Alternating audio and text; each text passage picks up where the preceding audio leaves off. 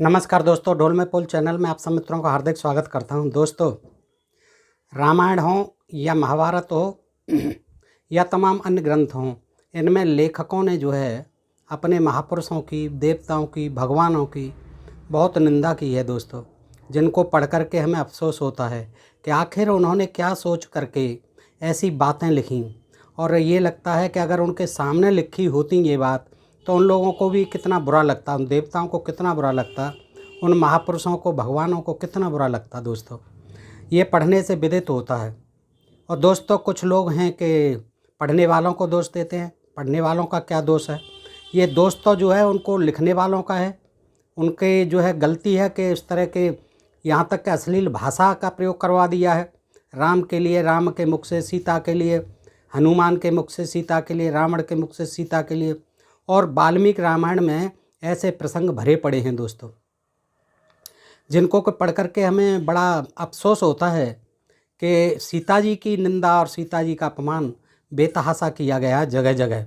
दोस्तों, ये पढ़ने से मालूम होता है और अफसोस होता है उस वाल्मीकि लेखनी पर कि उन्होंने किस भाव से, ऐसा नहीं लिखना था। एक तरफ उनको अगर देवता मानते हैं, भगवान मानते हैं, तो उनके प्रति जो है अश्लील शब्दों का प्रयोग कतई नहीं करना था। ये वाल्मीकि जी की बहुत बड़ी गलती रही है। और इसके बाद जो छापे वाले हैं, वो छापा खाने वाले जो आज भी छाप रहे हैं इन चीज़ों को, तो आज इनका कोई औचित्य नहीं है दोस्तों।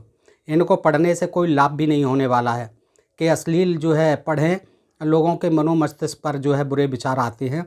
और उन महापुरुषों के प्रति, उन देवी देवताओं के प्रति, उन भगवानों के प्रति भी कुछ ऐसे भाव बनते हैं कि आखिर कैसे वो ये शब्द जो है प्रयोग कर सकते हैं। दोस्तों, अश्लील शब्द तो मैं समझता हूँ कि कोई भी महापुरुष, साधारण पुरुष भी नहीं करेगा, और सीता जैसी स्त्री के लिए।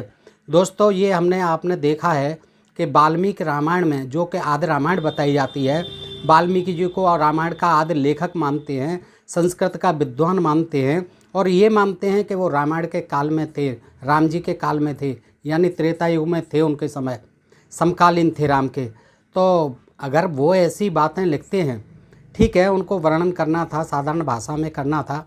अश्लील भाषा का, शिष्ट भाषा का प्रयोग करना बिल्कुल भी उचित नहीं कहा जा सकता है कवि के भी दृष्टि से। बेशक कवि जो है कल्पना से लिखता है बहुत सी बातें, तो कल्पना लिखी जाए तो कल्पना जो है शिष्ट होनी चाहिए, कल्पना में अशिष्ट भाषा का प्रयोग नहीं होना चाहिए। दोस्तों, मेरा ये मानना है। दोस्तों, आज का भी प्रसंग है, आपने देखा अरणकांड में है कि सीता जी को रावण ले जाता है और फिर उसके बाद वो लौटते हैं, लक्ष्मण जी और सीता जी।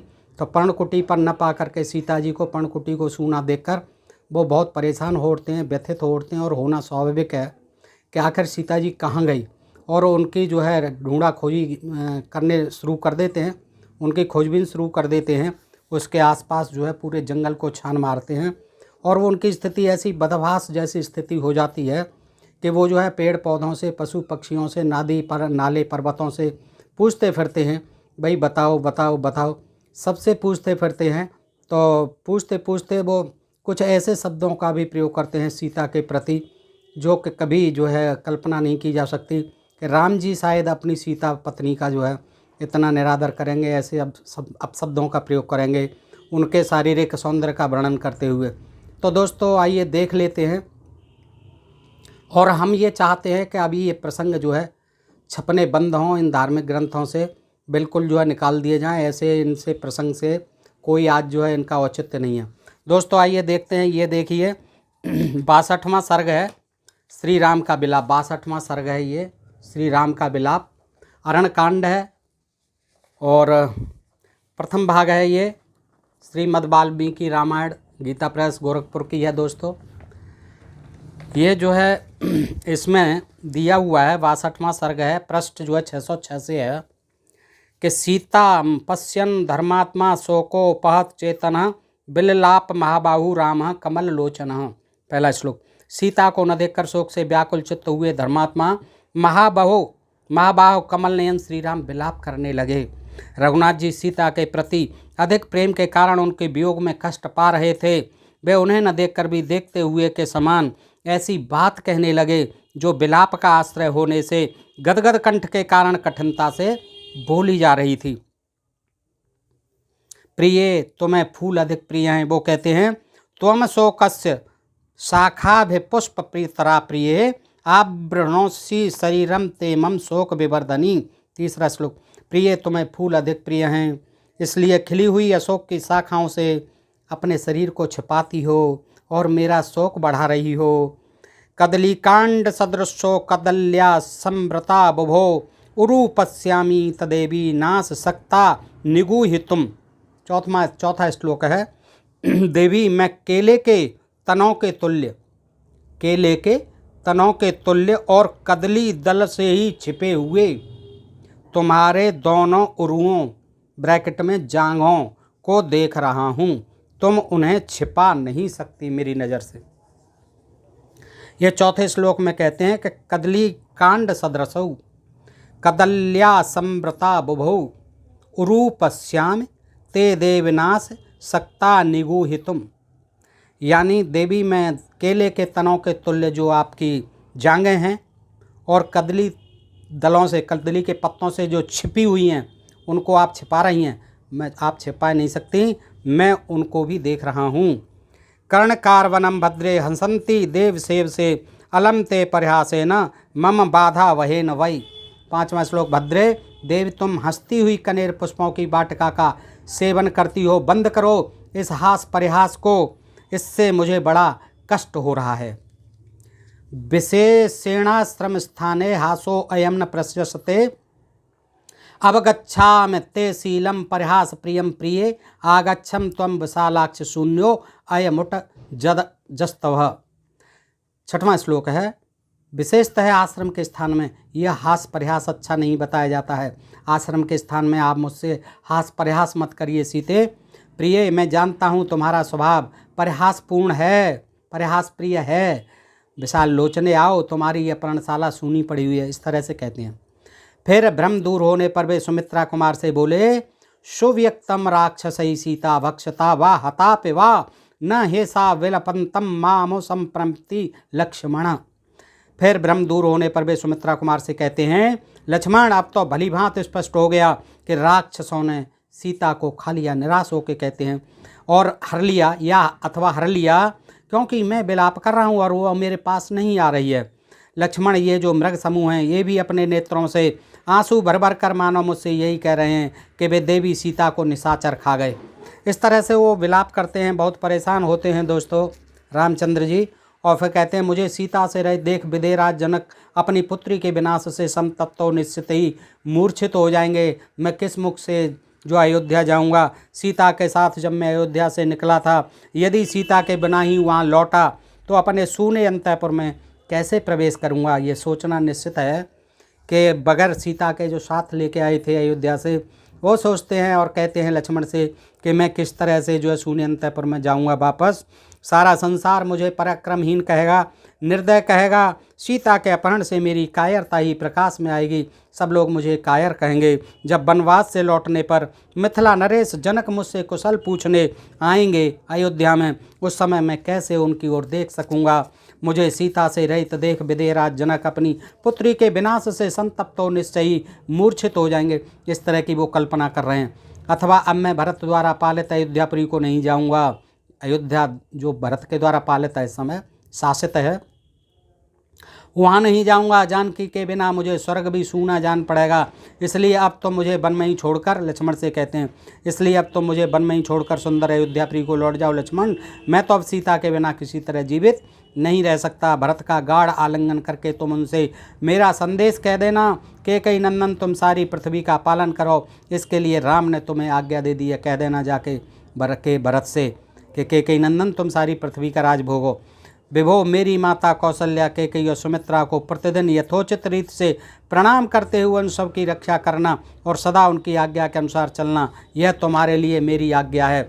आगे कहते हैं 63वां सर्ग है कि स राजपुत्र प्रिया या विहीन शोकेन मोहेन च पीड़ियमान और विषादयन भ्रातर्मार्त रूपो विहो विषादम प्रविवेशति ब्रह्म पहला श्लोक। अपनी प्रिया सीता से रहित हो राजकुमार श्री राम शोक और मोह से पीड़ित होने लगे। वे स्वयं तो पीड़ित थे ही, अपने भाई लक्ष्मण को भी विषाद में डालते हुए पुनः तीव्र शोक में मग्न हो जाते हैं।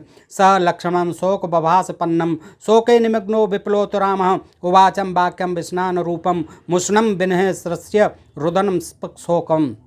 लक्ष्मण शोक के अधीन हो रहे थे। उनसे महान शोक में डूबे हुए श्री राम दुख के साथ रोते हुए गर्म उच्छ्वास लेकर अपने ऊपर पड़े हुए संकट के अनुरूप वचन बोले। सुमित्रा नंदन, मालूम होता है मेरे जैसा पाप कर्म करने वाला मनुष्य इस पृथ्वी पर कोई दूसरा नहीं है। इस तरह से वो बहुत निराश होकर के ऐसे वाक्य निकलते हैं राम के मुख से कि हे सुमित्रा नंदन, हे लक्ष्मण, न मध्य धो दुष्कृतम कर्मकारी मन्ये दुदियो अस्ति वसुंधराया शोकानुशोको हे परंपराया मामेत विंदनम हृदय मनश्च। तीसरा श्लोक। सुमित्रानंदन, ऐसा मालूम होता है मुझे कि मेरे जैसा पाप कर्म करने वाला मनुष्य इस पृथ्वी पर दूसरा कोई नहीं है, क्योंकि एक के बाद दूसरा शोक मेरे हृदय यानी प्राण और मन को विदीर्ण करता हुआ, फाड़ता हुआ लगातार मुझ पर आता रहता है। और निश्चित है लगातार संकट आ रहे हैं राम जी के ऊपर। पूर्वम मया नूनम भविष्यतानि पापानि कर्माण्य सकृत्य कतानि तत्रायमम द्यापतितो विवाको दुखेन दुखम यदम विषामी। चौथा श्लोक। निश्चय ही पूर्व जन्म में, देखिए पूर्व जन्म को भी मानते हैं राम जी, वो पूर्व जन्म की बात करते हैं कि निश्चय ही पूर्व जन्म में मैंने अपनी इच्छा के अनुसार बार बार बहुत से पाप कर्म किए हैं। उन्हीं में से कुछ कर्मों का यह परिणाम आज प्राप्त हुआ है, जिससे मैं एक दुख से दूसरे दुख में पड़ता जा रहा हूँ।